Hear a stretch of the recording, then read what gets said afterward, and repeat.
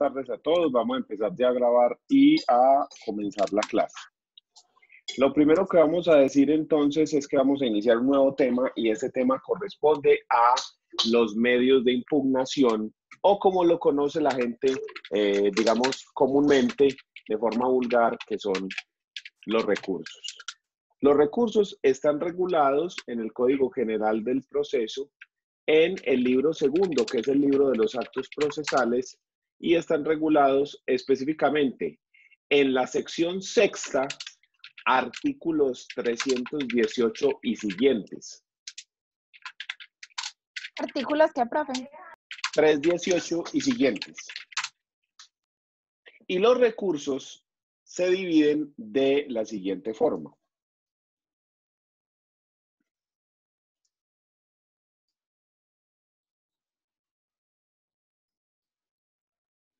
Tenemos los recursos y estos se van a dividir en dos grupos, que son los recursos ordinarios y tenemos los recursos extraordinarios.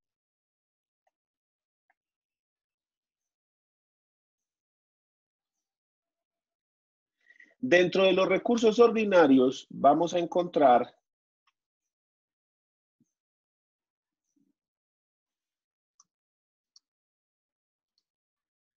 ¿qué pasó aquí? Ya. Pero esto porque no me... un segundito acá que no me deja modificar esto acá. Ahora sí. Ya. Listo. Dentro de los ordinarios vamos a encontrar la reposición, que está regulada en los artículos 318 y siguientes.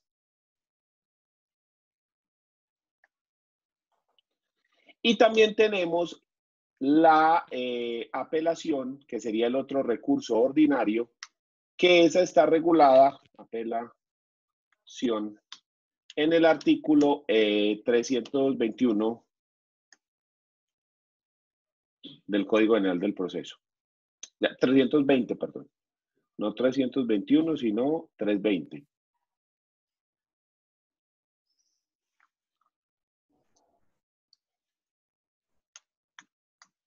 Listo.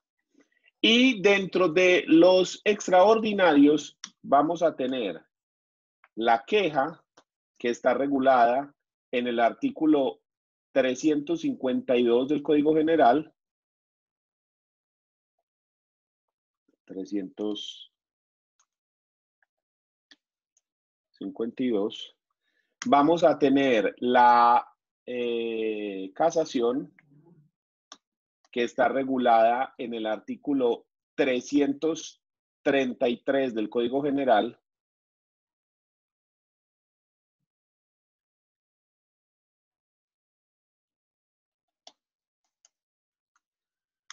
Tenemos la revisión,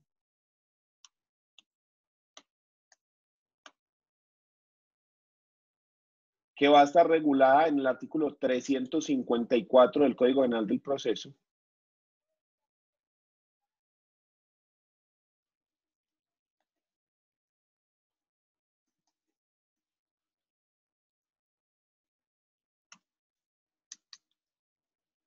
Y tenemos la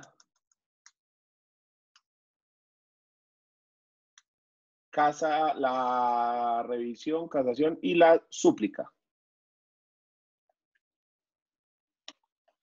que va a estar regulada en el artículo 331 del Código General del Proceso. Daniel, el de insistencia no aplica en civil. No, son solamente estos. Estos son los recursos que hay dentro del proceso civil, de familia, comercial o agrario. Dentro de las otras jurisdicciones pueden haber recursos diferentes a estos, ¿sí? Por ejemplo, hay uno que es recurso de anulabilidad o algo así, y ese se da en otra jurisdicción. Entonces, acá, dentro de esta jurisdicción, estos son los únicos recursos que son digamos, que hay en el momento, que son viables, que son los que genera, los que regula el Código General. Los otros recursos solo aplican para las jurisdicciones, esas jurisdicciones especiales de las que estemos hablando. Entonces tenemos estos dos tipos de recursos. Tenemos recursos ordinarios y tenemos recursos extraordinarios. Los ordinarios tenemos 2, reposición y apelación, y extraordinarios tenemos 4, queja, casación, revisión y súplica. Esos son los únicos consagrados en la sección 6ª del libro 2 del Código General del Proceso. ¿Listo? Vamos a empezar hablando de los recursos ordinarios y vamos en especial a empezar a hablar por el recurso de reposición. Es decir, que vamos a tomar como referencia lo que menciona el artículo 318. Lo primero que vamos a decir frente al recurso de reposición es que la finalidad, lo que se pretende con este recurso, es que el juez que emite una decisión, el juez que profiere una decisión, la cambie. Entonces yo le solicito al juez que cambie de opinión, que vuelva a analizar la situación y que se retrotraiga, que reponga la decisión que ha tomado, cambiándola por una nueva decisión. Esa es la finalidad del recurso de reposición, que se cambie.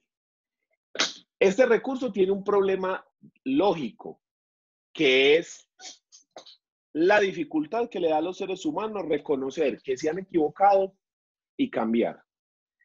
Esa dificultad que es natural, que a los seres humanos les da dificultad, se exacerba cuando hablamos de nuestro gremio.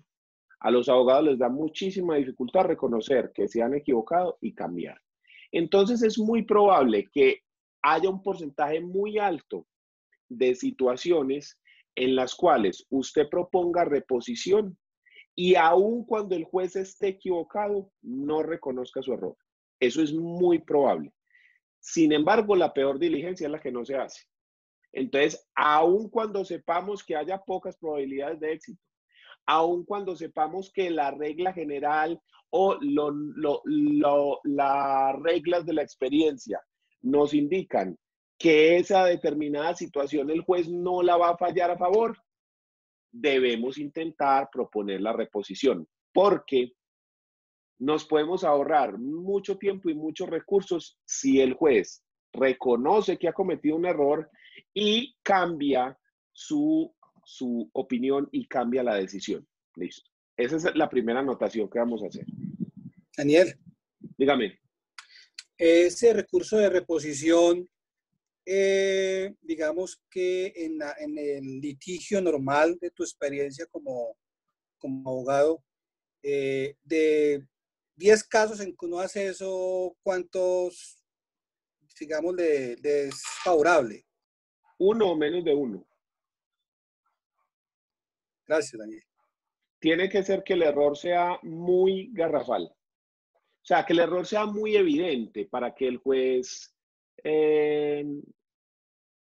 reponga, porque generalmente si son errores de concepto, si son errores de percepción, de entendimiento, errores de interpretación, errores de opinión, donde usted tiene una opinión y el juez tiene otra, no le reponen nunca, ¿sí?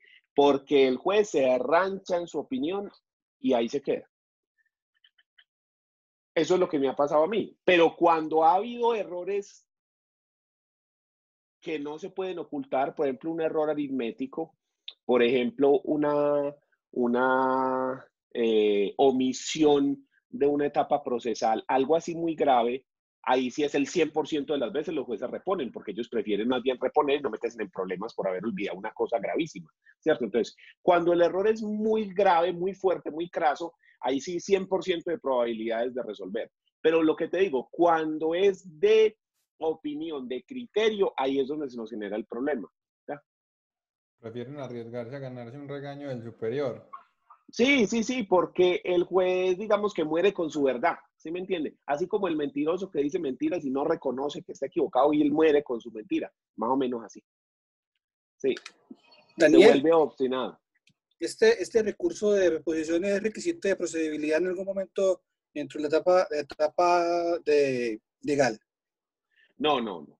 Sigamos hablando del recurso y se dan cuenta. Segundo punto que es muy importante acerca del recurso de reposición.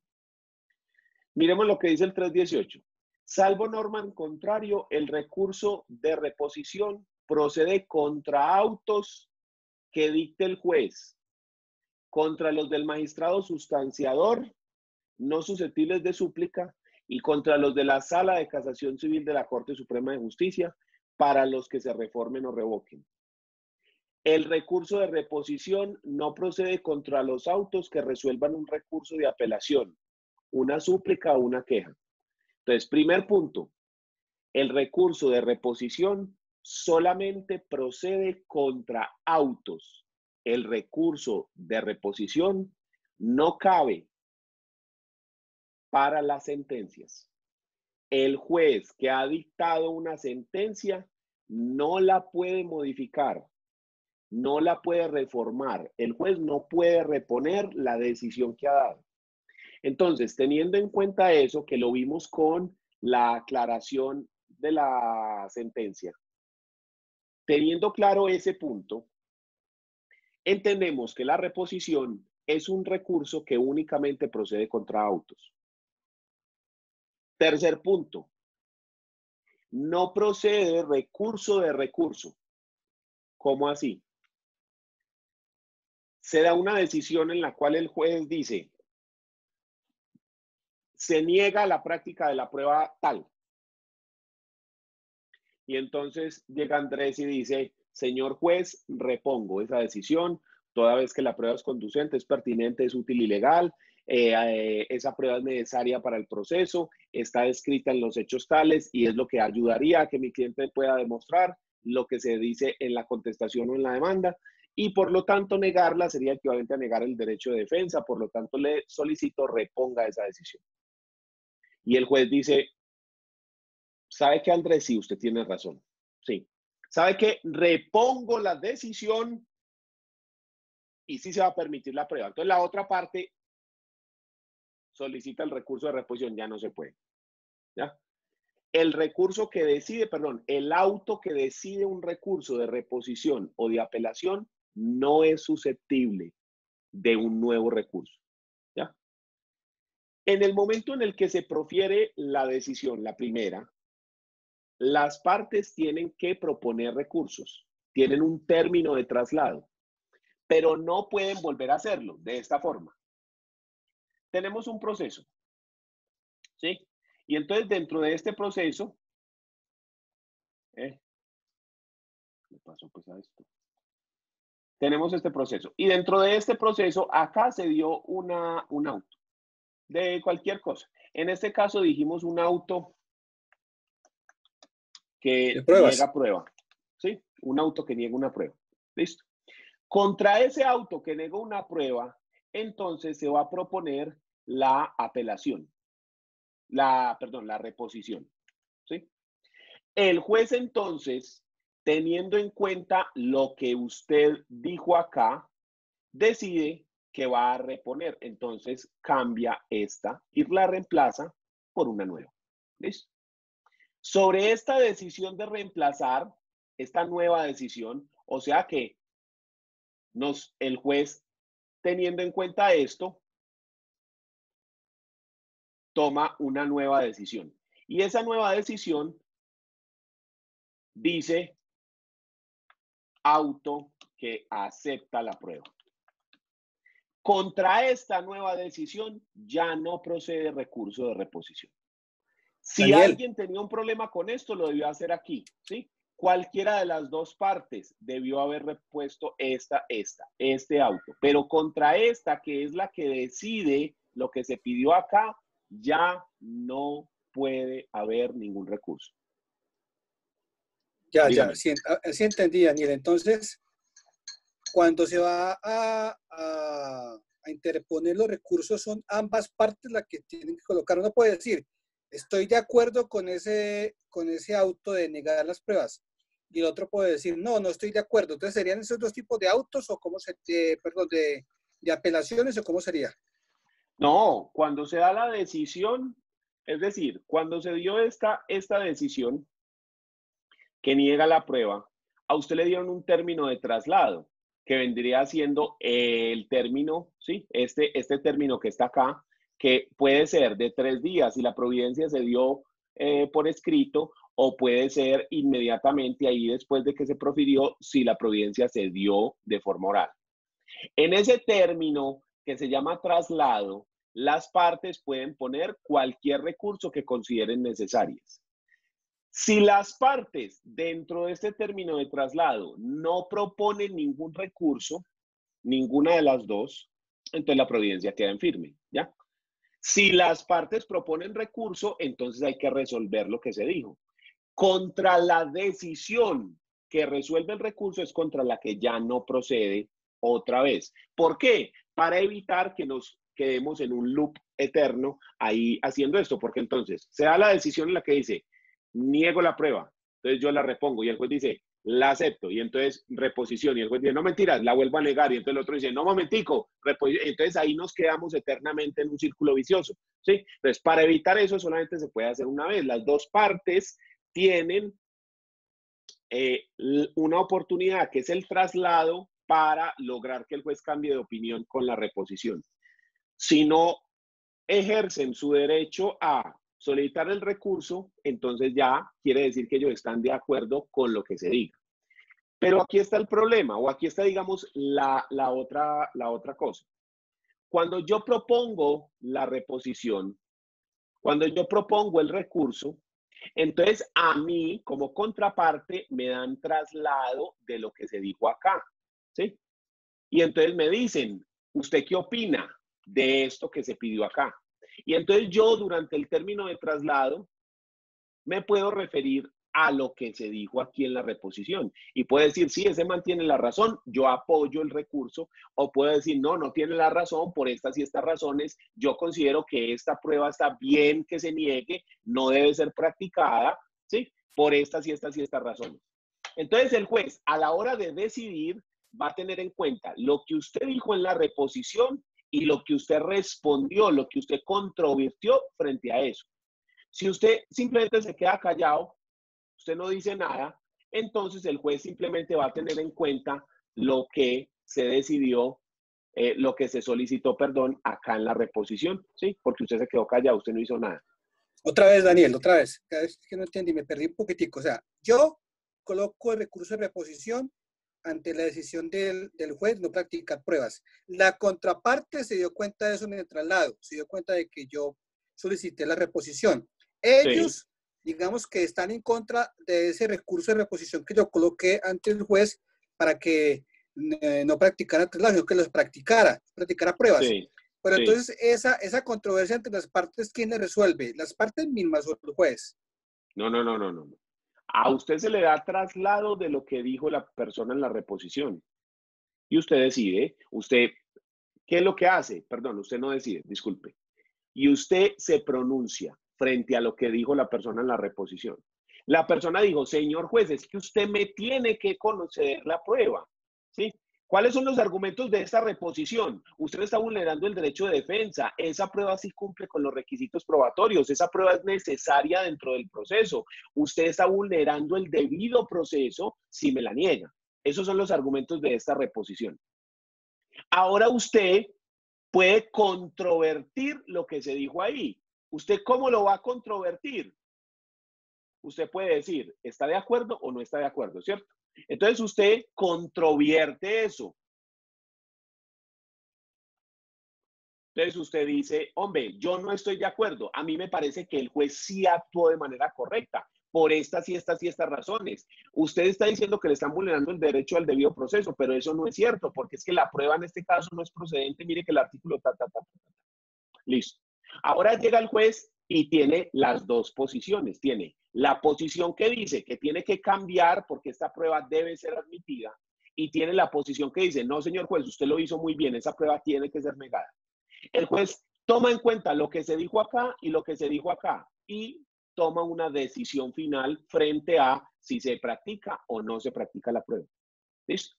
Contra esta decisión es contra la que ya no procede nada. Ya, esta decisión Listo, ya copié, gracias. ¿Listo? Entonces, ahí quedó ya el asunto. Muy bien. ¿Qué más dice este artículo 318? Dice, el recurso debe interponerse con expresión de las razones que lo sustenten. En forma verbal, inmediatamente se pronuncia el auto. Cuando el auto se pronuncie fuera de audiencia, el recurso deberá interponerse por escrito dentro de los 3 días siguientes al de la notificación del auto. Entonces, el primer punto que dijimos fue que el recurso de reposición procede contra autos y no contra sentencia. ¿Fue ese el primero? ¿Perdón? El primer punto que dijimos. La finalidad que tiene es A que el la juez emite finalidad. eso para que no la cambie. Ya. Y el segundo punto que dijimos es que solamente procede contra autos. Sí, sí. Y el tercero, que recurso sobre recurso no procede. Listo. Ahora vamos para la cuarta anotación. La cuarta anotación es: el recurso de reposición debe interponerse expresando las razones jurídicas por las cuales el juez debe cambiar de opinión. Entonces, no basta decir apelo, repongo, caso, súplica, no. Todos los recursos, y esto va para todos de manera general, no solo de reposición, exigen que en el momento en el que usted lo solicita, señor juez, solicito la reposición. En ese momento en el que usted lo está solicitando, bien sea que lo solicite en audiencia de forma oral o lo solicite por escrito, usted debe decir las razones por las cuales solicita el recurso. Si usted solamente dice apelo, repongo, casación, súplica, si usted solamente dice el nombre del recurso y no lo sustenta, se lo declaran desierto, es decir, como si nunca lo hubiera solicitado. Entonces, se exige que el recurso de reposición contenga las razones jurídicas por las cuales se debe cambiar. ¿Sí? ¿Cómo se hace esa solicitud y esa justificación? Depende de la forma como se haya dado el auto que se va a reponer. ¿Cómo así? Si el auto que se va a reponer, que negó la prueba, se dio en audiencia oral, la reposición se da por escrito inmediatamente y se explican las razones, perdón, se da de forma oral inmediatamente y se explican las razones de forma oral. Si este auto que niega la prueba se dio por escrito y se notificó por estados, entonces dentro de los 3 días siguientes por escrito yo pido la reposición y menciono todas las razones jurídicas por las cuales considero que se debe cambiar de opinión. Entonces, la forma como yo propongo la reposición, si es oral o si es escrita, depende de cómo se dé este auto, depende de la forma en la que se dé este auto, el auto que se va a reponer. Si el auto se dio en audiencia, entonces hablamos de reposición oral, justificación oral. Si se dio por escrito, entonces hablamos de reposición escrita, justificación escrita. ¿Listo? ¿Cuánto término en caso de que sea escrito? 3 días. 3 días. Después de la notificación por estados, no de la fecha de creación, de la notificación por estados. Usted tiene 3 días. Son 3 días hábiles, ¿no? Sí, siempre que mencionemos el Listo. término días son hábiles, si son meses, semanas o años son corridos, pero siempre que se mencione el término días es hábiles. ¿Ya? Daniel, una preguntita. Digamos que cuando dicen que una justificación jurídica o razones jurídicas, ¿qué debe contener eso expresamente para? Porque yo puedo tener, de pronto no me la sé de memoria el código X que estoy, de pronto que quiero compartirle al juez y yo le doy la idea y no me sé el número de artículo concretamente, eso lo puede tachar el juez que no es jurídico, porque no me lo sé de memoria. No. Basta con que usted le dé el argumento jurídico, pero usted no tiene que ir al punto preciso. Usted no tiene que decir en el artículo inciso tal, numeral tal, entonces dice punto y coma, No, no. Pero usted sí puede decir, el Código General del Proceso permite la práctica de este medio probatorio. Usted no tiene que decir específicamente del artículo tal, no, no. Permite la práctica de este medio probatorio. Además, no practicarlo devendría en una vulneración al debido proceso. Usted también podría decir, vendría en una vulneración al debido proceso según el artículo 29 de la Constitución, inciso tercero, palabra 4, renglón 3, pero eso nadie lo maneja así rápido y menos en audiencia oral. Si fuera por escrito, ahí sí usted debe poner la norma y transcribirla, aunque usted ahí sí ya tuvo 3 días y ahí sí la está buscando para evitar cualquier cosa. Pero como en audiencia estamos en caliente y no nos podemos poner a parar a buscar, entonces usted sí puede decir, y eso vulneraría el debido proceso según lo que dice la Constitución en cuanto a que se pueden pedir pruebas. Y usted me está negando una prueba que es el medio de defensa que tiene mi cliente para hacer valer sus derechos. Entonces, no solo vulnera el debido proceso, sino que se vulnera el derecho de defensa. Entonces, señor juez, le solicito que reconsidere la decisión y admita la prueba. Además de practicar esa prueba, no se generaría nulidad del proceso en caso de que la prueba no sea necesaria. Simplemente en caso de que la prueba sea innecesaria, inútil, impertinente o inconducente, usted elimina la prueba del acervo probatorio y no la tiene en cuenta en la sentencia. Entonces nada nos quita practicar la prueba, señor juez. ¿Ya? Mire que ahí le acabo de hacer una reposición justificada en 2 minutos. También no Pero si yo puede... la fuera a hacer por escrito, sí le debo poner las reglas. Ahí sí se las debe poner, debe, no tiene, debe. ¿Listo? Y ahí también puede, por pronto, no hacer referencia a la dogmática, alguna cosa así o no. Sí. Sí, señor, porque muchas veces yo quiero que la persona cambie de opinión a una interpretación o a un criterio. ¿Y cómo hago yo más fácilmente a cambiar a alguien de opinión?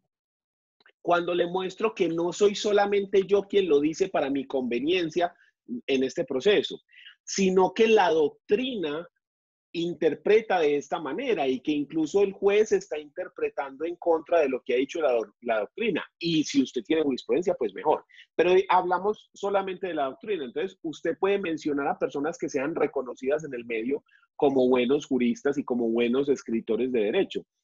Por ejemplo, hay uno en procesal que es muy famoso, que es Hernán Fabio López Blanco.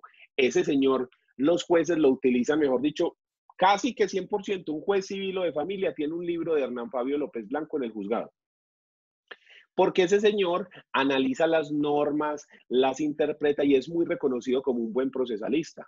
En probatorio, Jairo Parra Quijano. Sí, entonces hay referentes doctrinales que usted se puede apoyar en ellos. Y usted puede decir, es que mire que tal persona, sí, para que no quede simplemente como que usted está acomodando el argumento a su favor. Porque como los abogados no somos imparciales, los abogados somos parciales.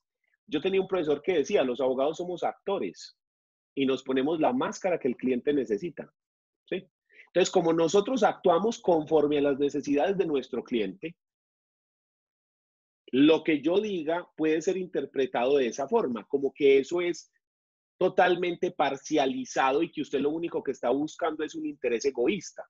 ¿Sí? Entonces, para yo romper con esa barrera, yo lo que puedo mostrar es que no es solamente que yo esté buscando un interés o un beneficio para mi cliente, sino que esa forma de interpretación, esa forma de criterio, es común, normal, y personas muy reconocidas en el medio están de acuerdo con lo que yo estoy diciendo. Entonces, eso se puede hacer, claro. Listo, Daniel. Daniel, es que usted acaba de decir algo que me hizo retrotraer en el tiempo y no sé si sea pertinente preguntarle a eso, usted que es una persona que es tan estudioso. Es Dígame. que, ¿qué pasa en el caso? Usted acaba de decir que uno le toque colocarse la máscara del cliente y esa máscara, digamos, no es la verdad. Es algo que no cuadra y uno trata, y será ético uno tratar de forzarlo o simplemente uno dice entrada, ¿sabe qué? Yo ahí no me meto. ¿O que cómo actuaría uno ahí? Lo que Daniel? pasa es que hay que entender 2 cosas. Una cosa es usted ir a decir mentiras en un proceso, eso es una cosa, ¿sí? Y otra cosa es la diferencia entre verdad real o material y verdad procesal. La verdad material o verdad verdadera, ¿sí? qué pena ahí la repetición, es lo que realmente ocurrió. El fenómeno físico, ¿qué fue lo que realmente pasó? Entonces, ahorita está de moda en Argentina el escándalo con ese muchacho Sebastián Villa que juega en Boca Juniors y que supuestamente le pegó a la novia. Y entonces eso se armó un bololoi allá gigantesco y el tipo está metido en un problema de tipo penal por violencia intrafamiliar en Argentina. Y entonces el tipo después salió diciendo que no, que él no le ha pegado, que ella actuó así, así, así, así, así, ta, ta, ta, ta. Listo. Entonces, la verdad material o la verdad verdadera, ¿sí? Es muy difícil de alcanzar dentro del proceso. ¿Por qué? Porque muchas circunstancias ocurren sin que haya prueba al respecto. ¿Listo? Ejemplo, ese muchacho dijo para un medio, una entrevista, que la novia le había robado $7,000, que él los tenía como guardados en una parte del closet muy especial y que solamente él y ella lo conocían y que ella le robó eso. ¿Cómo va a demostrar ese muchacho eso? ¿Cómo demuestro, primero que todo, que yo tengo $7,000 en mi casa? Segundo, ¿cómo demuestro que me robaron esos $7,000, sino que yo los cogí, los gasté, los regalé, etcétera? Tercero, ¿cómo demuestro que fue esa persona quien se llevó la plata? O sea, muy difícil. Se puede, pero es muy difícil.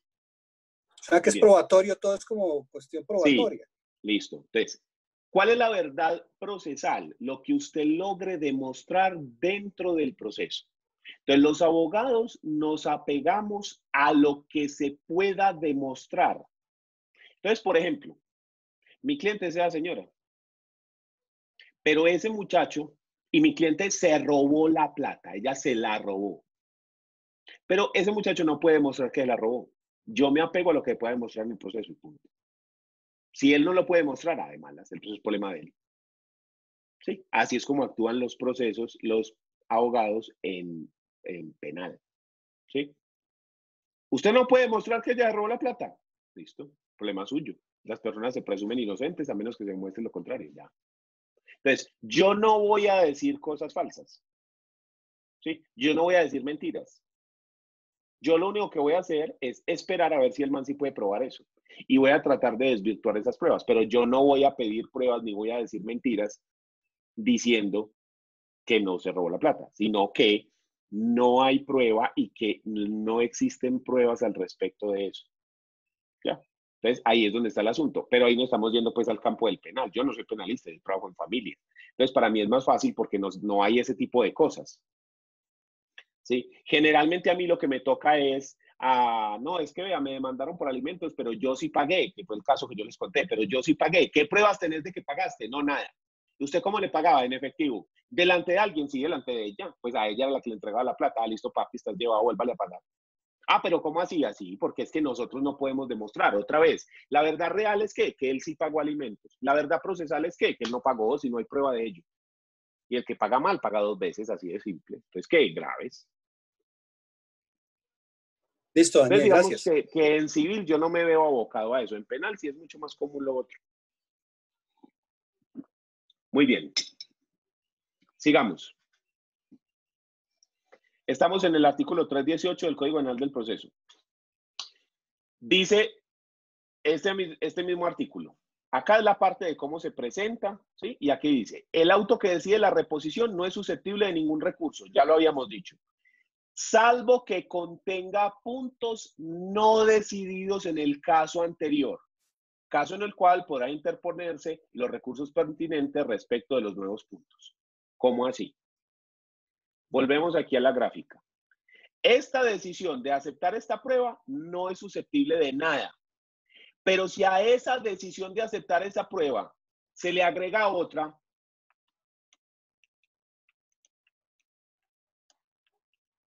¿sí? O sea, además de aceptar esta, se decretó una prueba nueva a esta, contra esta decisión de la prueba nueva, ¿sí? Sí procede. Contra esta, sí procede. Pero contra esta, que fue la que decidió la reposición del auto que negó la prueba, no. ¿Ya? Entonces, no proceden recursos contra el auto que resuelve la reposición, a menos que el auto que resuelva la reposición traiga nuevos puntos, nuevas decisiones que no estaban contenidas en el auto anterior, en el auto original. ¿Sí? Como En decretar ese una de caso oficio. se puede proponer, sí, decretar una prueba de oficio o decidir cualquier otra cosa, porque es que los autos no son solamente para decretar pruebas, ¿no? Sí, pueden ser cualquier auto interlocutorio que contenga una decisión que afecta a las partes, los derechos de las partes, el trasegar del proceso. Entonces, el juez puede decir, sí, yo repongo frente a esto, pero además adiciono esto otro. Puede que se haya hecho de oficio, puede que se haya hecho porque se le pidió en la reposición. Pero si trae algo nuevo, diferente a lo otro, porque es que la reposición, ¿cuál es? El punto que habíamos visto, es cambiar esta decisión. Entonces, esta decisión decía, este pocillo es verde, y entonces va a cambiar y va a decir, no, no, el pocillo no es verde, el pocillo es azul. ¿Sí?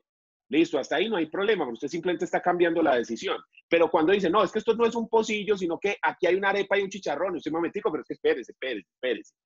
Estábamos hablando de esto, de lo otro no.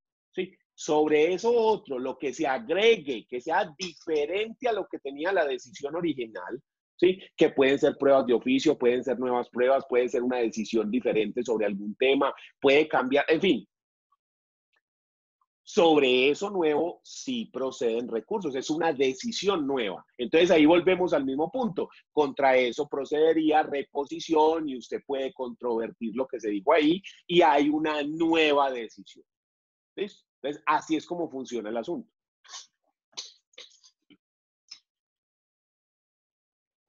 Tiene mucho detalle. Sí.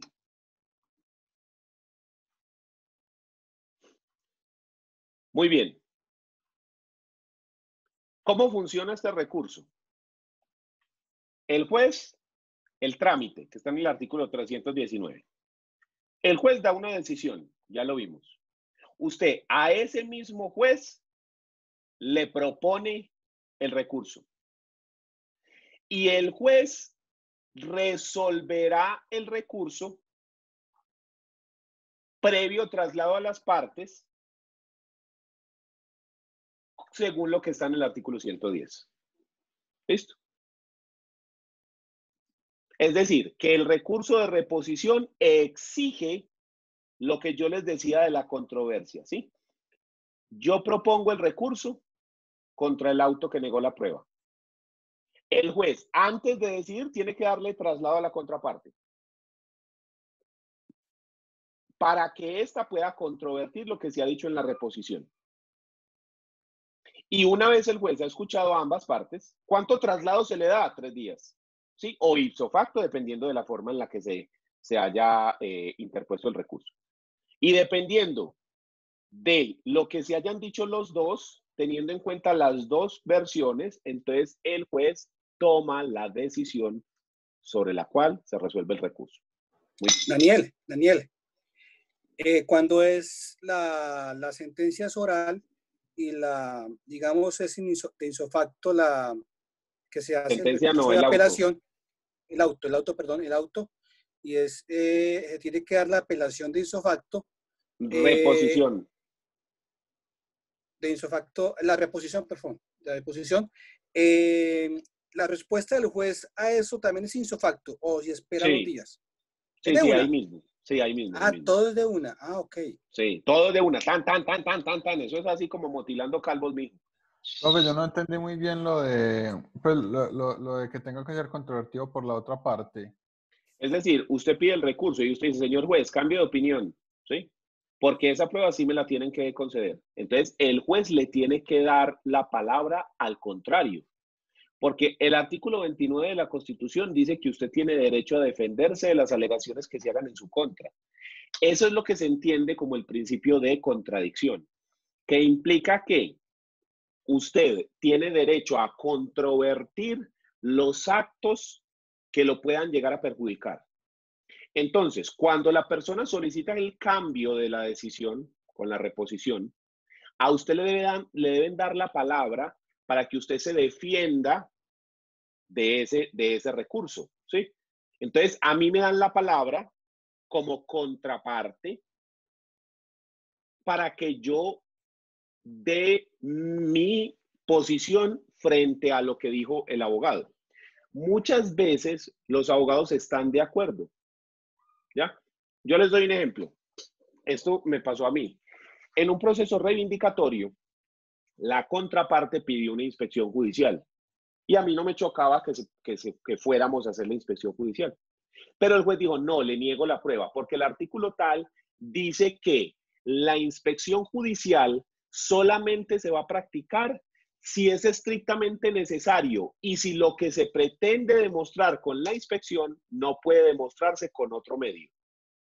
Es decir, es como la tutela. Cuando se hayan agotado todas las cosas y no se puede hacer más, entonces ahí va. Lo mismo ocurre con la inspección judicial. Si yo no lo puedo demostrar por ninguno de los otros medios probatorios, entonces ahí sí utilizamos la inspección judicial. Entonces, a mí no me choca, pero el juez le negó la decisión, al contrario. Entonces, esa persona dice, señor juez, repongo esa decisión, porque si es necesario, toda vez que y entonces Cuando me dan traslado a mí, yo puedo hundirlo y decirle, no, señor juez, usted actuó muy bien. Yo considero que está bien y que no se debe permitir esa, ¿sí? Pero también es viable que yo diga, señor juez, no tengo nada para decir, ¿sí? Porque a mí no me importa si se practica o no se practica. Igual eso es problema del otro. Si se practica bien y si no se practica también. Entonces, ¿yo qué voy a decir ahí? No le voy a echar tierra para que no digan que uno es mal colega tampoco. Pero tampoco lo voy a apoyar para que después digan que es que uno está trabajando para el otro, ¿sí? Entonces uno simplemente dice, no, señor juez, no tengo nada que decir ahí. Entonces yo ejercí mi derecho de contradicción, porque yo puedo controvertir. ¿Y controvertir cómo? Bien sea para apoyar o para estar en desacuerdo, o simplemente yo puedo decir, no, voy a ejercer mi derecho y voy a guardar silencio, no voy a decir nada. ¿Listo? En ese caso el juez se mantuvo y le negó la prueba. Yo, bueno, bien. Daniel, pero si uno no dice nada, no dice ni fu ni fa, simplemente no, pues no dice nada. Es posible también, no es necesario uno decir, aunque sea, no, estoy de acuerdo, no estoy de acuerdo. No, usted puede decir, estoy de acuerdo con lo que dijo la persona. Entonces, en ese caso son los dos están proponiendo el recurso, ¿sí? Porque si usted dice estoy de acuerdo, usted dice, usted está ayudando a esa persona. Entonces, es como que los dos estuvieran solicitando la apelación. En cambio, si usted guarda silencio, usted simplemente no metió argumentos nuevos a la discusión. La discusión está entre lo que dijo el juez y lo que decidió y las razones por las cuales la decidió y lo que la persona está aduciendo en la reposición. Ya, no hay un tercer argumento como normalmente hay. Usted simplemente dice, no, señor, pues no tengo nada para decir. Entonces usted como que se lava las manos. Usted dice, no, ahí que se entiendan el juez y él.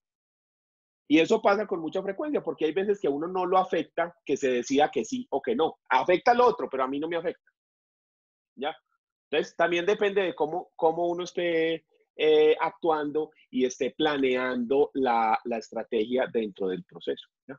Pero generalmente en ese tipo de casos, como la práctica de pruebas, uno tiene que evaluar si a usted lo afecta o no lo afecta que se practiquen o no las pruebas. ¿Ya? En este caso, como a mí no me importaba, entonces... Muy bien. ¿Quién más tiene alguna duda de la reposición para que pasemos a la apelación?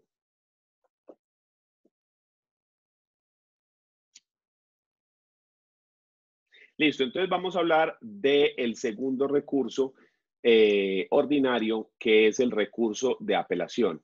Ya completamos el de reposición y dijimos que este recurso solamente procede contra autos, no procede contra sentencias, ¿sí? Tampoco se puede proponer el recurso de reposición contra el auto que decide una reposición. ¿Listo? Ahora vamos a hablar del recurso de apelación. Lo primero que vamos a decir frente al recurso de apelación es que la finalidad del recurso de apelación es que el adquem o superior jerárquico revise la decisión tomada por el acuo o inferior jerárquico. Y este adquem decida si la confirma o la revoca. Es ir a donde un juez de mayor jerarquía para que ese juez determine si acepta o rechaza la decisión. Entonces, en un proceso se toma una decisión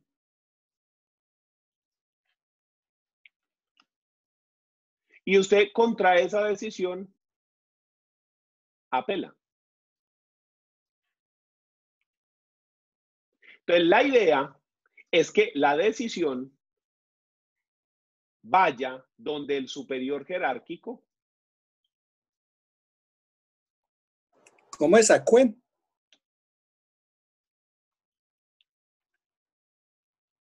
Y que este man decida lo que hizo acá el acuo o inferior.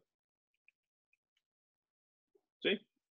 Entonces, esta persona lo que hace es evaluar lo que se dijo acá. Y él toma una decisión, ¿sí? Este superior entonces tiene dos posibilidades.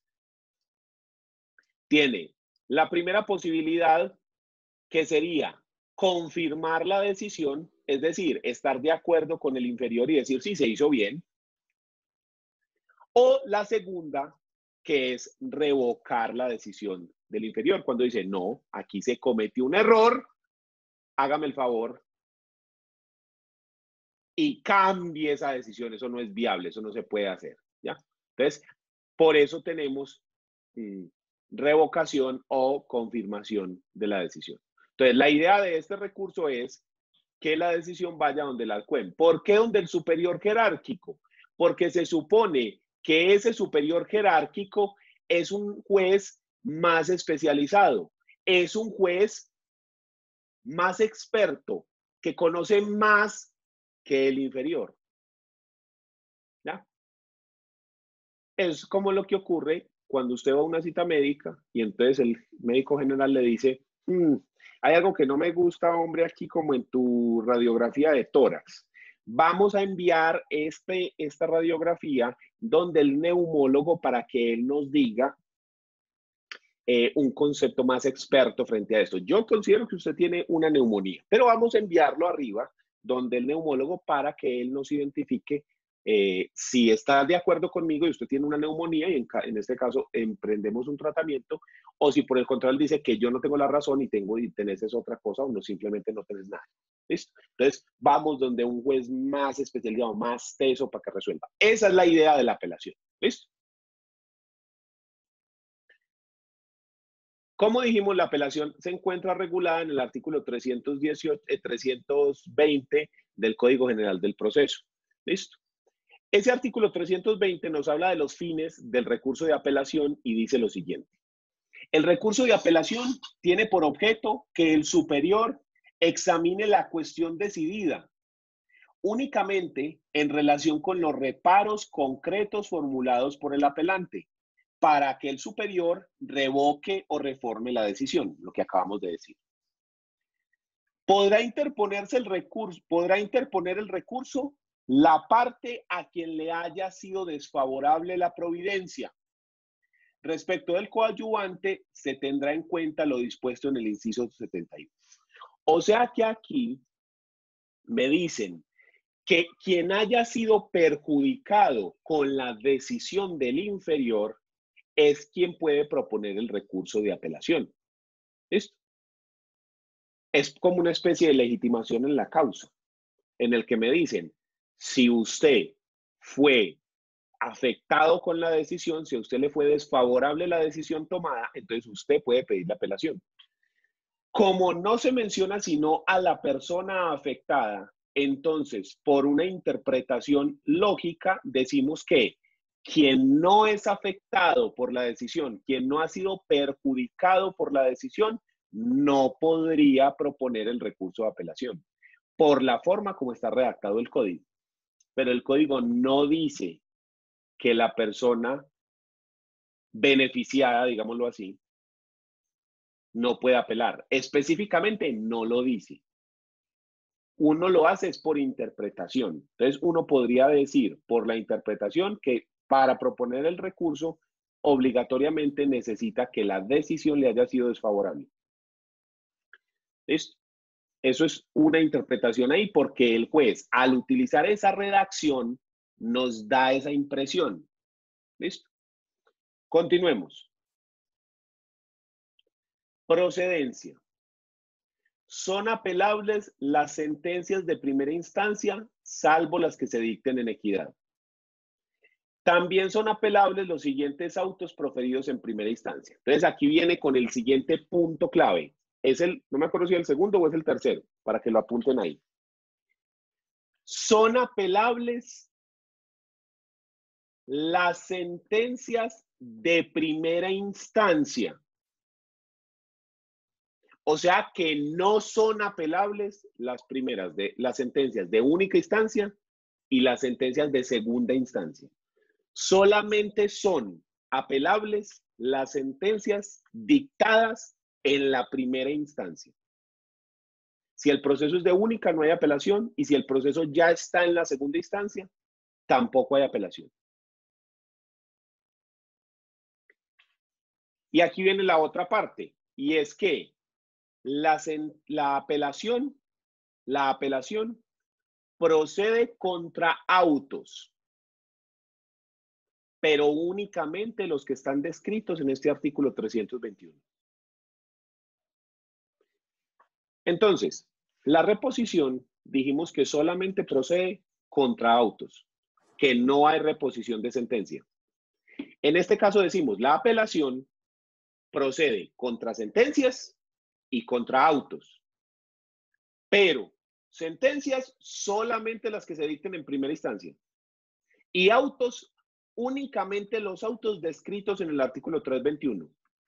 Cualquier auto diferente a esos, en principio, es no apelable, a menos que la ley diga específicamente que ese auto que no esté en esa lista del 321 es apelable.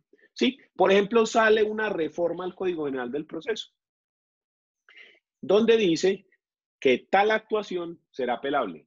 ¿Listo? Entonces, ese, digamos, sería uno de los que se incluyen dentro de la lista. Pero por ahora, únicamente serán apelables los autos que aparecen en la lista del artículo 321, que son autos interlocutorios y son muy especiales.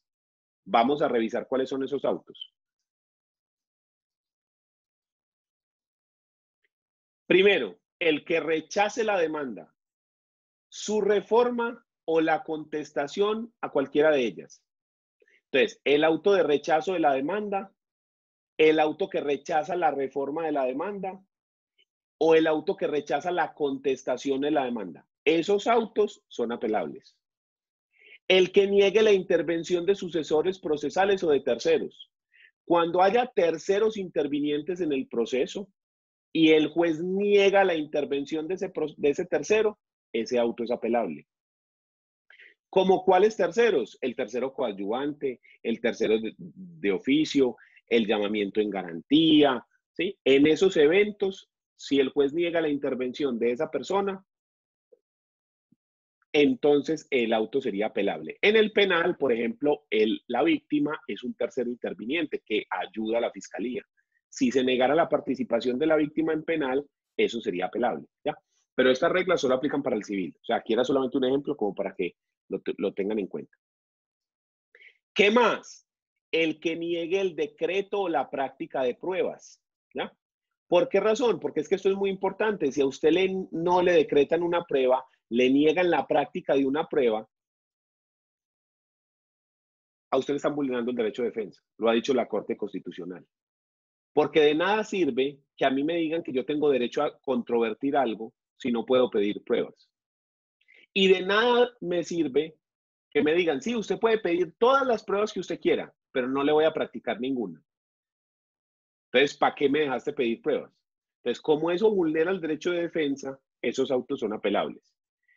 La diferencia que hay entre decreto y práctica, esto que se dice acá, el decreto de la prueba y la práctica de la prueba es que cuando usted pide una prueba en la demanda o la pide en la contestación, el juez lo primero que tiene que decidir es si eso sí se puede integrar al proceso o no.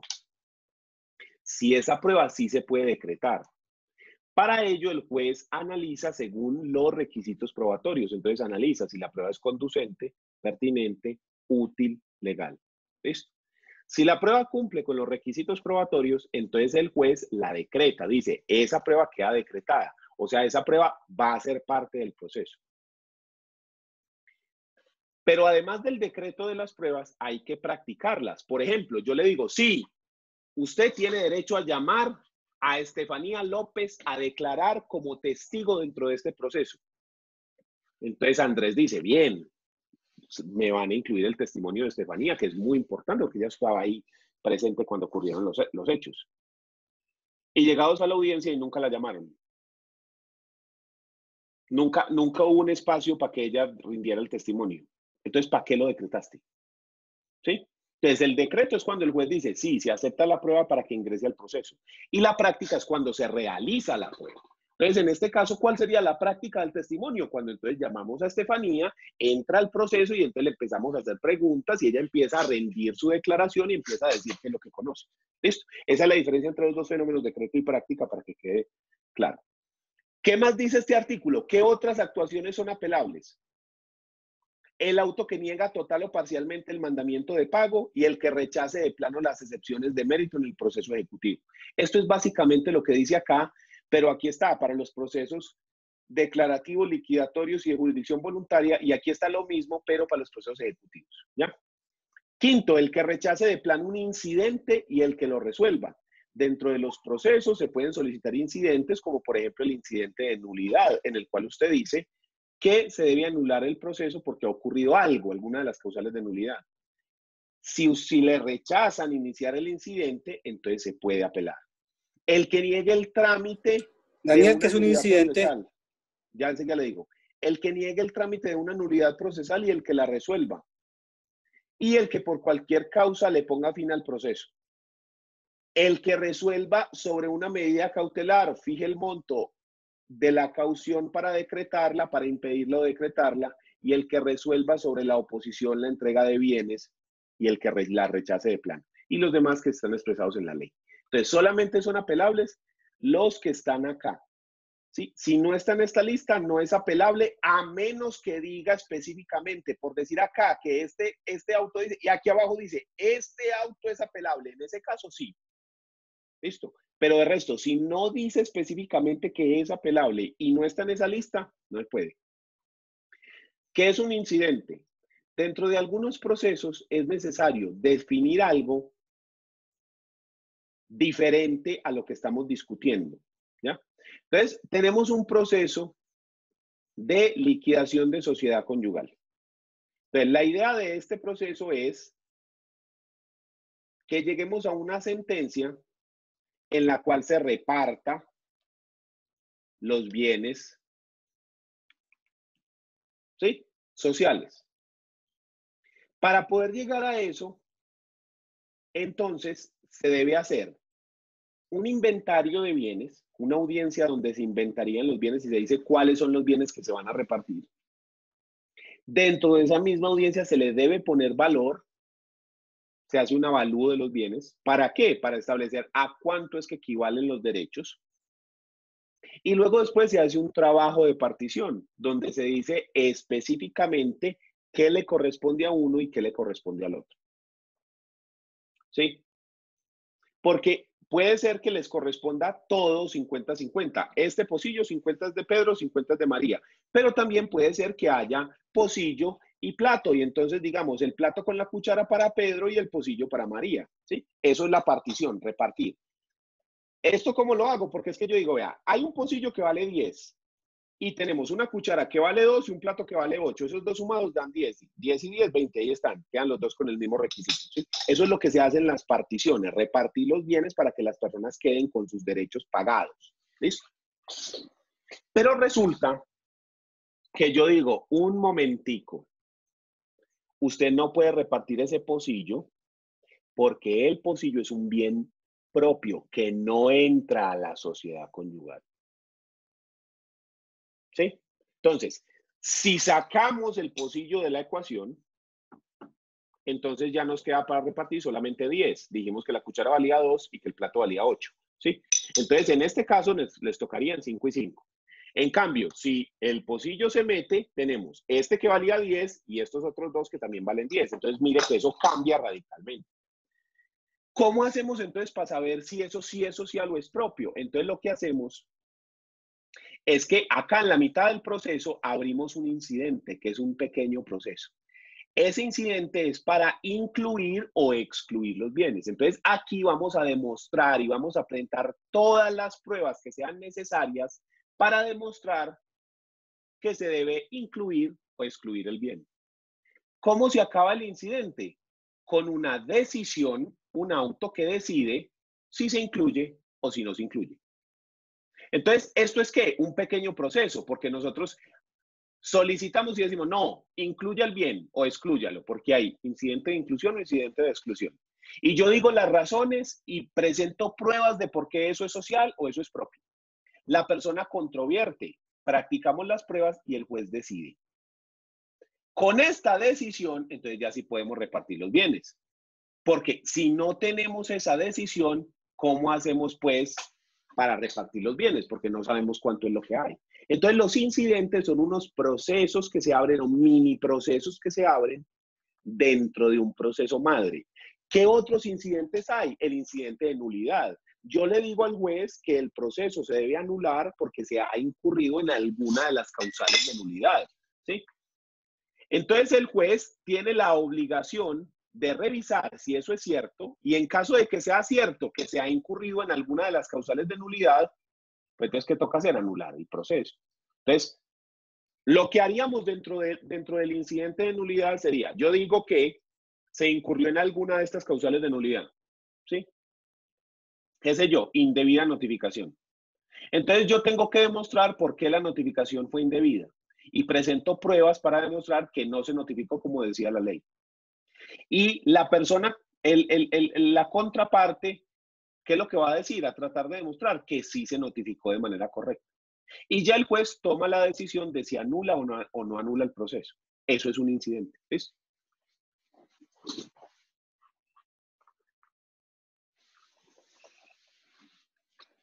Entonces tenemos Profe, qué la pena. apelación. Dígame.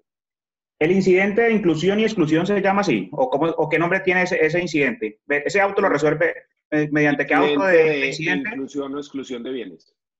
Ah, listo, gracias.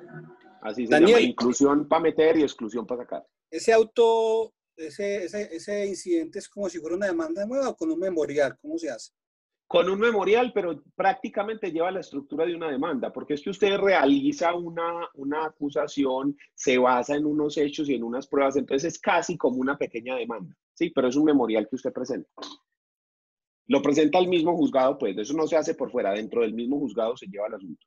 ¿Y eso tiene lo mismo que es la notificación y todo ese proceso o no aplica eso? Sí, pero ya no hablamos de notificación personal, porque como ya las partes están dentro del proceso, entonces hablamos de notificación por estados o notificación por estrados, dependiendo de si se dio de forma oral o si se dio por escrito. ¿Sí? Ok, gracias, Daniel. Listo. Entonces, eso es lo que ocurre ahí. Entonces, la apelación. La idea es que el superior jerárquico revise. La apelación solamente procede contra los autos que están en el 321 y contra las sentencias de primera. ¿Listo? Eso es lo que hemos dicho de la apelación. Otro punto. La apelación se interpone ante el juez que dictó la decisión. Este juez decide si concede o niega el recurso. Y en caso de que lo conceda, entonces se remite al superior. Otra vez, con gráfica. Tenemos el proceso y entonces se da la decisión. ¿Cuál es la decisión? En este caso vamos a hablar de la sentencia. Entonces yo voy a solicitar la apelación de esta sentencia. ¿Ante quién presento esta apelación? Ante el juez que dictó esta sentencia. Vamos a decir que este juez es el juez primero civil del circuito de Medellín. Entonces yo, ante este juez primero civil del circuito de Medellín, que fue el que dio esta sentencia, presento la apelación. Cuando yo la presento, entonces el juez debe proferir una nueva decisión. ¿Una decisión sobre qué? Una decisión que puede ser para conceder el recurso o para negar el recurso.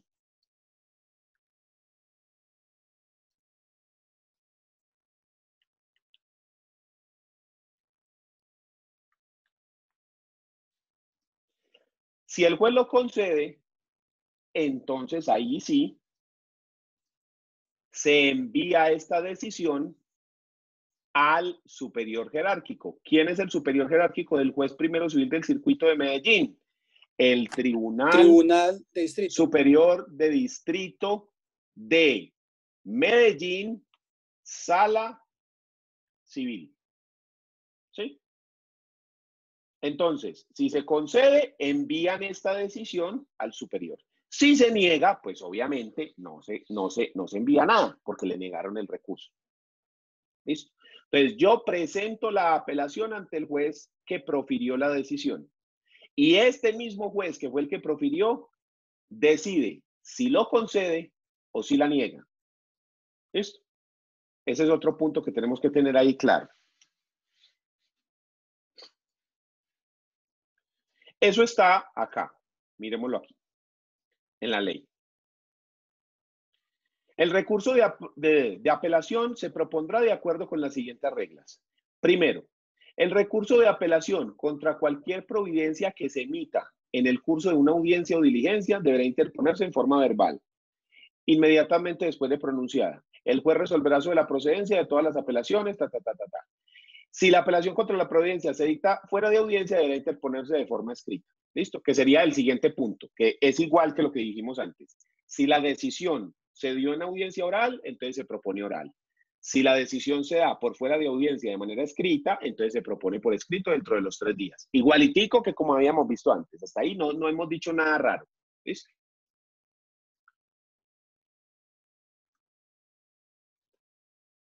Aquí es donde empieza la cosa a ponerse buena. Dice, la apelación contra autos podrá interponerse directamente o en subsidio de reposición. Cuando se acceda a la reposición interpuesta por una de las partes, la otra podrá apelar del nuevo auto si fuere susceptible de recurso. ¿Qué es lo que se dijo en ese incidente? Ojo pues con esto. Cuando se profiere la sentencia, cuando se profiere esta sentencia que está acá, cuando se profiere esta sentencia, a mí me la notifican y me dan un traslado dentro del cual yo puedo pedir recursos. ¿Sí? Entonces, dentro de ese traslado, yo puedo solicitar los recursos que considere necesarios. Ojo pues, vamos a hacer aquí un cambio. Vamos a decir que esto no es una sentencia, sino que es un auto como el de ahorita, que niega la prueba. ¿Listo? Entonces, contra este auto que niega prueba, se fijó acá, a mí me dan un traslado para reponer, apelar todos los recursos que yo quiera. ¿De cuánto es ese traslado? Si el auto se dio de manera oral, es de inmediato, me dicen, Daniel, ¿qué tiene para decir? O el demandante, ¿qué tiene para decir? El demandado, ¿qué tiene para decir? ¿Sí? Se le da traslado al demandante, se le da traslado al demandado. O si se dio de forma escrita, se me dan 3 días después de que haya sido notificado por estados. ¿Listo? Daniel. Durante ese término, espérame Juan, durante ese término, yo tengo que proponer todos los recursos que yo considere necesarios. Entonces, contra un auto como este, que niega una prueba, proceden 2 recursos. Procede apelación y también procede reposición. ¿Sí? Si yo solamente interpongo la reposición, entonces el juez analiza y me dice, no, no cambio de opinión, no repongo. Entonces ahí me jodí. ¿Por qué razón? Porque el código nos dice acá que el auto que decide la reposición no es susceptible de ningún recurso. Entonces, si yo propongo la reposición y espero a que el juez decida la reposición, jodido, porque ya contra esa decisión no procede nada. Entonces, plan A y plan B. Entonces yo utilizo plan A y plan B. ¿Cómo los utilizo? Le digo, señor juez, le solicito que reponga la decisión. ¿Cuál decisión es? ¿Sí? Le digo, repóngame la decisión. En caso de que usted me niegue esto, entonces le solicito apelación. Por eso se habla de que esta va en subsidio de esta. Yo le digo, en subsidio. Primero cambie de opinión. Si usted no cambia de opinión, entonces le solicito que enviemos eso al superior jerárquico. Pero los dos recursos los debo interponer dentro del término de traslado de este. ¿Sí? Y otra vez volvemos. Si se dio de forma oral en audiencia, es ipso facto, ahí mismo. Si esto se dio por escrito, entonces se deben presentar dentro de los 3 días siguientes. ¿Listo? Ahora sí, Juan, pregúnteme. Ese ipso facto, pues yo veo que el tema, si lo cogen a uno así como pensando en otra cosa, tiene que dar una plan A y plan B, apelación y reposición. Uno no puede pedir, oiga, deme media horita, yo voy a tomar tintico y converso o hago algo. O busco en el código. No. Usted O tiene que llegar al proceso. Usted tiene que llegar al proceso con la apelación y la reposición así bajo el brazo ya. Prácticamente cuando usted está preparando la audiencia, prácticamente usted se tiene que poner a pensar, ¿cómo voy a perder este proceso? Este juez, ¿cómo no me va a dar la razón? A ver, este juez se me va a pegar por acá, que es la parte más floja. Este testigo, entonces este juez se me va a pegar de aquí, se me va a pegar de aquí, se me va a pegar de acá. Listo, estos son los 4 momentos en los cuales puedo perder y el juez se me puede pegar. Si se me pega esto, ¿qué voy a decir? Si se me pega aquí, ¿qué voy a decir? Si el juez entonces toma en cuenta esto, ¿qué voy a decir? Si el juez dice esto, ¿qué voy a decir? ¿Ya? Entonces usted ya va prácticamente mentalizado. Entonces, a ver, si es esta la cosa, entonces buscamos aquí, usted sí puede llevar un papelito y entonces usted puede decir, a ver, si se pega de esto, entonces vea, las objeciones van aquí, 1, 2, 3, 4. Entonces, la primera fue la que yo encontré, entonces esta puede ser otra y esta puede ser, sí, y cada una puede tener, entonces usted lo que sí puede decir es, deme un segundo, señor juez, usted dice, voy a solicitar reposición y en subsidio de apelación, deme un segundito, señor juez, yo busco aquí el fundamento, no me demoro más, nada, listo, vea. Voy a apelar por pero mire pues que le pedí ¿qué? 10 segundos, 15 segundos, 30 segundos, ¿sí? Para revisar aquí rápidamente una cuestión.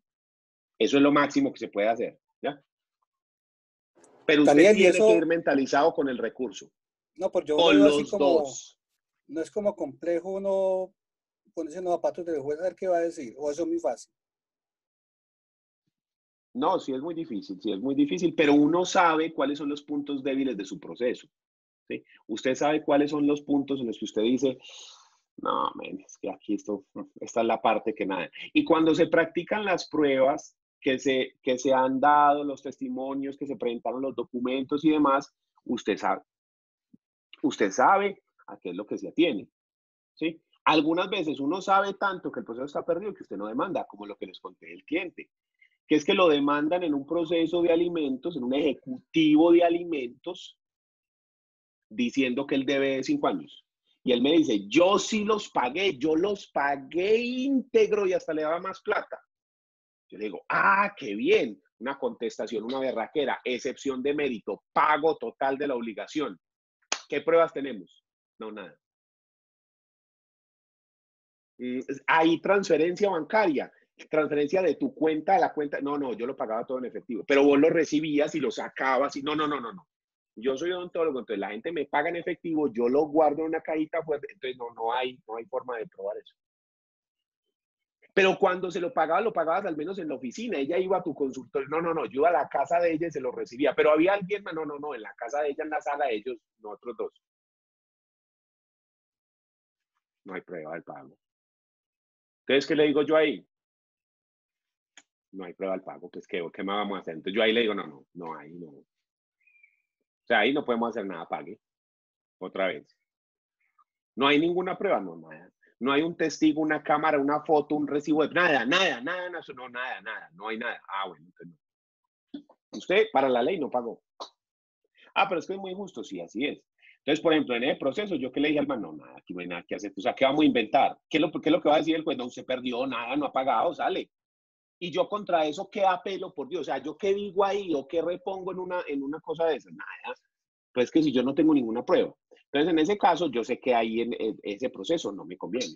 Otras veces es más difícil porque usted tiene un proceso súper bueno, que usted dice, es que aquí yo no puedo perder, yo tengo el sartén por el mango, está esto muy bien.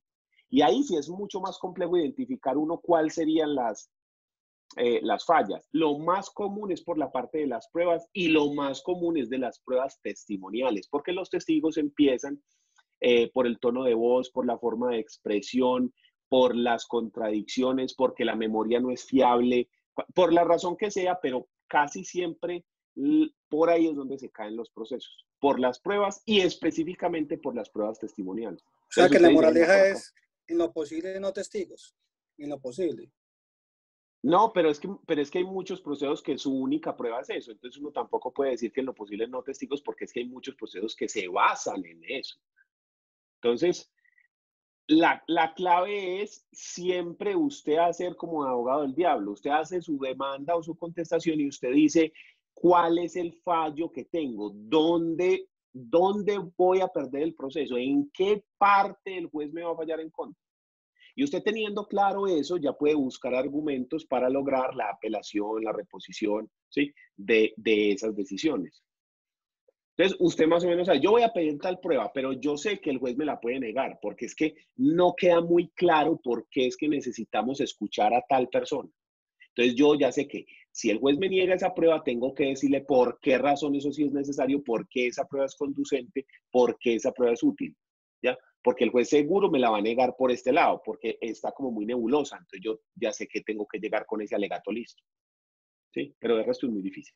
Sí, es muy difícil. Ahora, la otra cosa es lo que uno diga en su momento. Si uno después de salió allá y se le iluminó la situación y dijo, no, la idea era esta, y va y le dice, juez, que no, ya perdió, ¿cierto?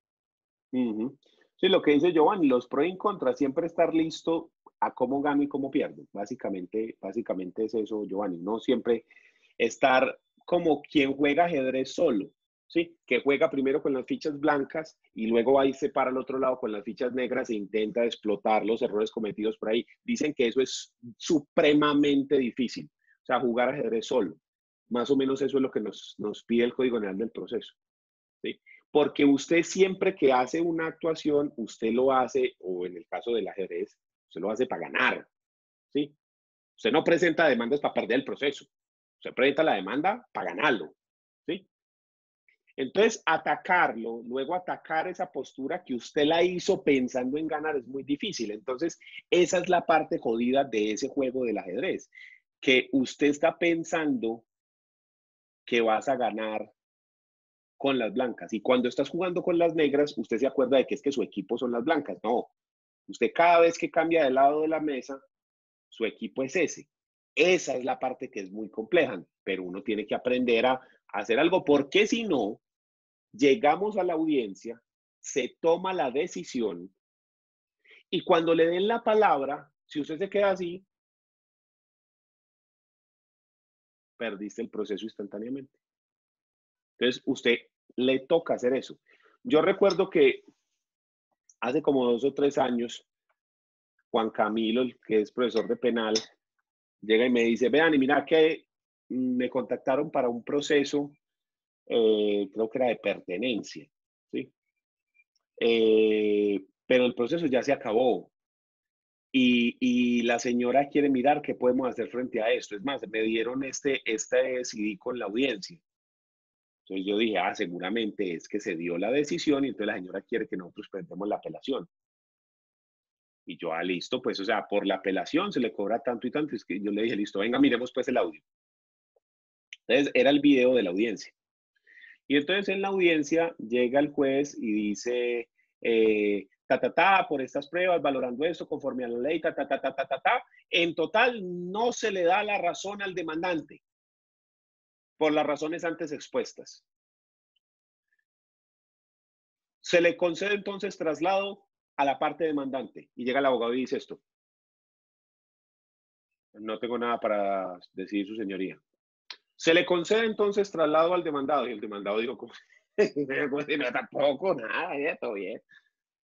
Listo, entonces declara terminado el proceso, se queda ejecutoriada la decisión. Muchas gracias, nos vemos en un futuro proceso. Apenas me mostraron eso, yo dije, sí, o sea, aquí hay para hacer nada. O sea, ¿y qué quiere la señora? No, a ver si le puede hacer algo. Pues que puede hacer nada. Si ese man no dijo nada. Ni siquiera dijo apelo y ahí gargareó y no dijo nada y le rechazaron, le declararon desierto el recurso. No, nada, no dijo literalmente esas palabras. No tengo nada para decir, su señoría. Eso fue lo que ¿Hay cambio disciplinario? No. Sí, claro que sí. Porque él tenía que saber que esa decisión es susceptible de recursos y que él tenía que proponer los recursos y sustentarlo ahí en audiencia. Entonces ahí cuando me mostraron que hay para hacer nada, demandar al abogado, eso es lo que hay para hacer, de resto no, nada. Muy difícil, muy difícil. Sí, es un tema complejo. Listo, entonces hemos dicho varias cosas sobre la apelación. Hemos dicho que solamente procede contra sentencias de primera. Hemos dicho que solamente procede contra los autos que están en el artículo 321. Hemos dicho también que se solicita al juez que dio la decisión y ese juez decide si lo concede o no lo concede y entonces ahí sí pasamos al superior jerárquico. ¿Listo? También aquí existe el principio de la no reformatio impeius. ¿Qué significa esto? Que cuando hay apelante único, cuando una sola de las partes apela, la decisión del superior no puede hacer más gravosa la situación del apelante único. A mí me condenan a pagar 100 millones de pesos de indemnización en ese accidente de tránsito. Yo apelo la decisión y el juez dice, no, papi, no son 100, son 300. No. Lo máximo a lo que me pueden condenar son esos 100. El superior solamente puede confirmar los 100 o reformarlo. Así se demuestre que sea más plata. ¿Por qué razón? Porque no hay ni ultra petitum ni extra petitum. Entonces, si yo fui el único que apelé, el otro no dijo nada, sabiendo que era más plata, entonces él no pidió, no hizo la pretensión, ¿ya? Entonces a él no le podemos dar más. ¿Ya? Si hay los dos apelantes, porque es que las dos personas pueden apelar, el demandante puede decir, un momentico, pero ¿cómo que 100 millones, hermanos? Y en las pruebas queda claro que el perjuicio asciende al triple de eso. Entonces, ¿por qué razón se está bajando el monto cuando del acervo probatorio es claro que la indemnización debe ascender a 300 y no a 100? Es que el juez no da argumento suficiente para reducir o para desprestigiar las pruebas del acervo probatorio que dice que son 300, porque va a dar 100. ¿Sí? Y el demandado dice, un momentico, pero es que tampoco se logró demostrar que yo sí sea el culpable, no hay nexo de causalidad, Entonces, mire que en ese caso la discusión continúa.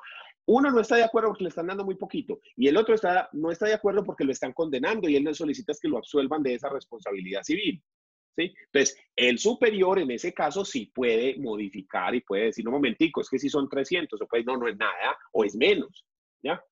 O no son 300 tampoco, son 150. Pero eso solamente procede cuando hay una apelación de los dos, de demandante y demandado. Si la apelación es única, entonces no reformatio in peius, es decir, la no reforma en peor. No se puede hacer más gravosa la situación del apelante único. ¿Listo? ¿Entendido ese punto? Profe, no le entendí mucho eso. La próxima vez me explica, por favor. Es que no le... O ya, Sí, no sé. sí, ya vamos. Mañana. Listo. Mañana, ¿qué vamos a ver? Termino de explicar esto de que no se puede reformar la decisión, no se puede volver más gravosa la decisión sobre quien apeló individualmente. Y miramos los efectos en los cuales se concede la apelación. Que la apelación se concede en 3 posibles efectos: suspensivo, diferido y devolutivo. ¿Listo? Entonces mañana vemos los efectos en los cuales se concede la apelación y terminamos de ver el tema de no hacer más gravosa la decisión para el apelante único. ¿Listo? Entonces voy a proceder a terminar la clase, grabar y montarla a YouTube. ¿Quién tiene alguna duda? Es un tema No, no profe, tan está fácil, bien. profe. Sí, el tema está... Está denso. Es sabroso, es un tema sabroso. Tiene discusión y tiene picante. Eso está bien. Bueno, nos vemos mañana a las 4. Chao. Daniel, gracias, buen día. Listo, profe, Compañeros, chao. hasta luego. Chao, profe. Hasta luego. Chao. Hasta luego.